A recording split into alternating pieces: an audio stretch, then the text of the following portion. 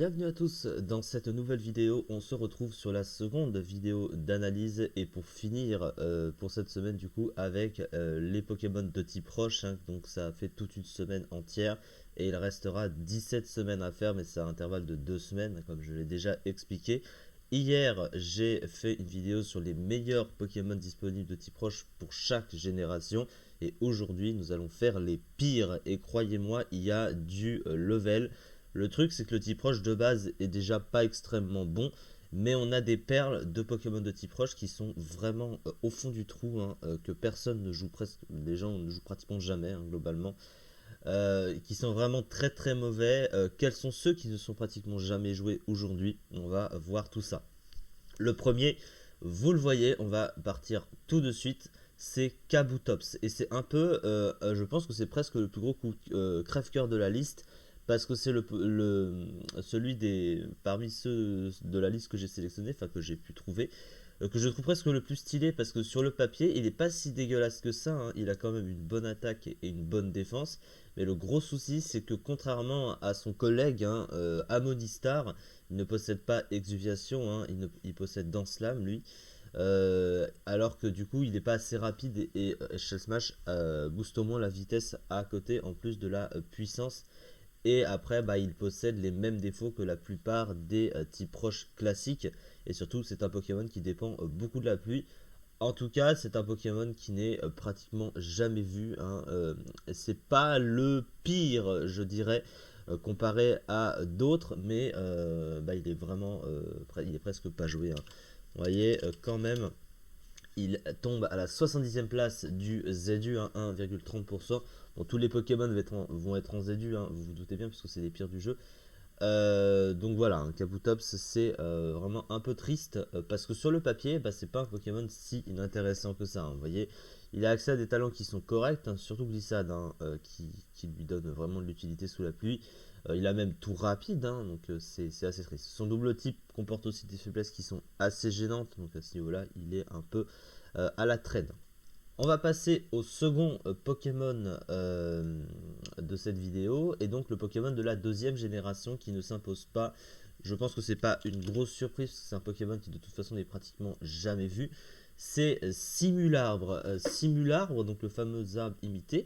Alors un Pokémon que je trouve assez rigolo, mais en fait le problème, bah, il ressemble à tous les types roches. Déjà il est type roche pure, donc c'est assez moyen. Pas de double stab, on sait que c'est assez limité. Alors les talents sont pas si inutiles, hein, surtout tête de rock qui se combattent avec head smash et fermeté c'est correct, mais le problème c'est qu'il est très lent et en fait il apporte pas grand chose et puis t'as pas si fort que ça sans en attaque, t'as des types rush qui vont même taper plus fort que ça, donc vraiment lui il est vraiment à la traîne, il a globalement jamais été très très joué en combat et ça se comprend un petit peu.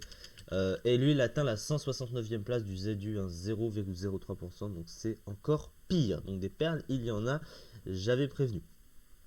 Pokémon suivant est encore pire, et oui on peut faire pire que ça, on va le voir. Solrock du coup, hein, qui est le prochain Pokémon. Alors je vais juste chercher, c'est Solrock je crois en anglais. Alors, qu'est-ce que c'est Solrock? Bah, le gros souci de Solrock, donc de Solrock, c'est son type roche et psy, hein, parce que c'est vraiment ce qui le nerf énormément. C'est un des pires types du jeu. Il n'apporte rien à part un nombre conséquent de faiblesses et peu de résistance. Certaines sont viables, mais je veux dire, c'est comme la plupart des types roches. On retrouve 4 des résistants du type roche classique. Il y a juste la résistance psy en plus, mais bon, c'est vraiment pas incroyable. Ses stats sont pas incroyables, hein, elles n'ont pas grand chose de très très viable globalement. Donc vraiment, on comprend pourquoi ce Pokémon est mauvais et il est pratiquement jamais vu. Et vous voyez quand même, hein, où il est tombé ce truc. Il est 219e, hein, il est vraiment pratiquement jamais vu en combat.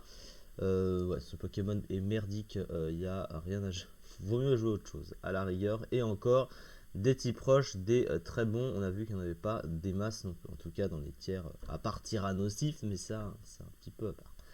Le Pokémon de la quatrième génération qui descend très très bas. Alors il n'est pas revenu dans Pokémon épée et bouclier. Et c'est encore un crève-cœur parce que c'est un Pokémon que j'aurais aimé voir plus jouer en combat, mais ce n'est pas le cas. Je veux bien sûr parler de Bastiodon. Et je pense que Bastiodon c'est pas une grosse surprise. Alors par contre, si je pouvais mieux écrire, ce serait pas mal. Alors, le problème de Bastiodon, c'est que déjà, sur le papier, il a un type qui semble ouf, mais qui est pas terrible. Un rocher acier, ça apporte des doubles faiblesses qui sont extrêmement gênantes en stratégie, hein, au type combat et au type sol. Donc déjà, il part assez mal à ce niveau-là.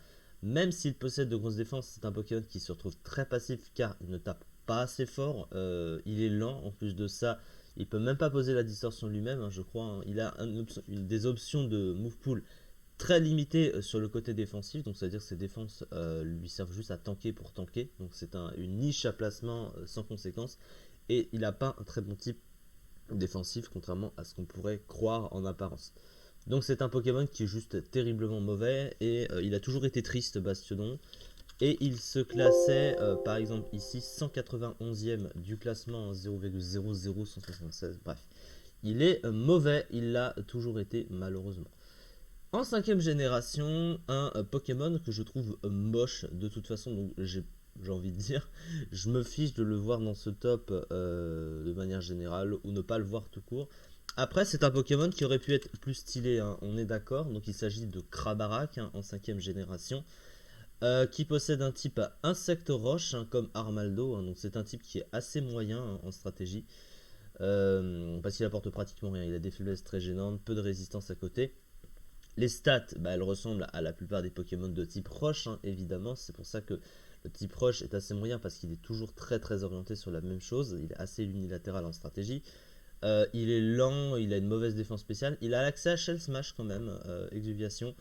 Mais bon, son type est pas incroyable, donc il se pose pas vraiment en stratégie.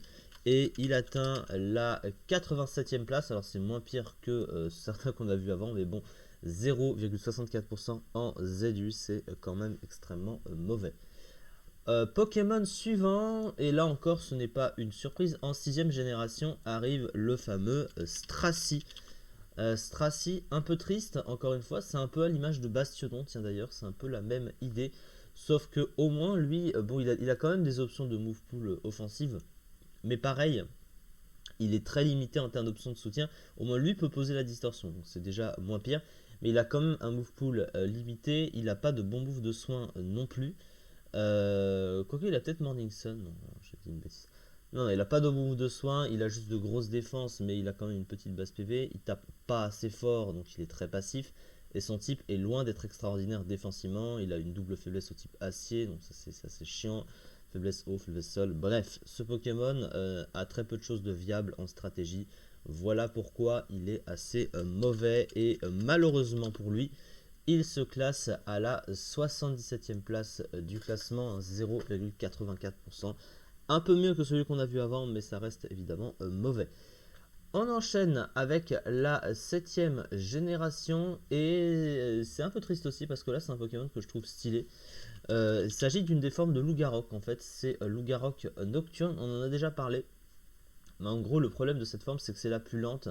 Elle n'a pas un bulk incroyable, là où les autres profitent d'une très très bonne vitesse, un très bon speed tier, donc qui va très bien avec leur côté offensif. Après, le move pool, bah, il est quand même assez limité. Il n'a pas grand chose, même comparé aux autres, hein. Il est assez limité en options.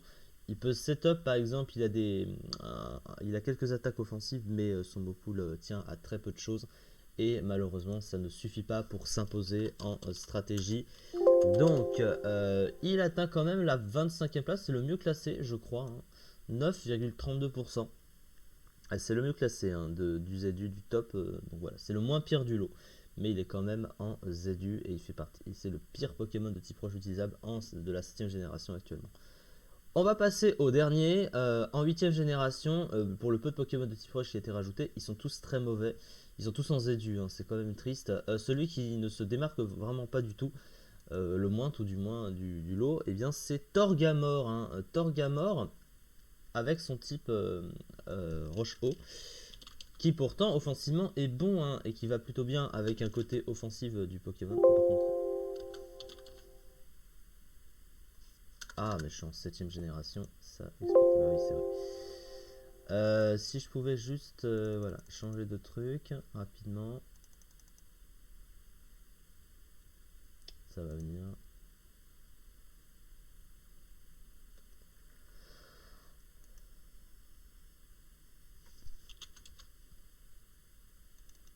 Donc voilà, parce que en soi, le Pokémon, il est pas si terrible que ça. Il a des talents qui sont corrects, qui vont avec le Pokémon. Mais bon, les stats se démarquent pas vraiment, et puis il a beaucoup de faiblesses, et puis voilà, il sert pas à grand chose de plus en fait derrière. C'est pour ça qu'il est extrêmement mauvais. Et donc du coup, lui atteint la 165e place du ZU, ici 0,04%. Voilà, donc j'ai pas besoin d'aller trop dans les détails, hein, parce que globalement ils sont tous à peu près mauvais, chacun à leur manière. En tout cas, voilà globalement pour les pires Pokémon de type roche utilisables actuellement dans le jeu.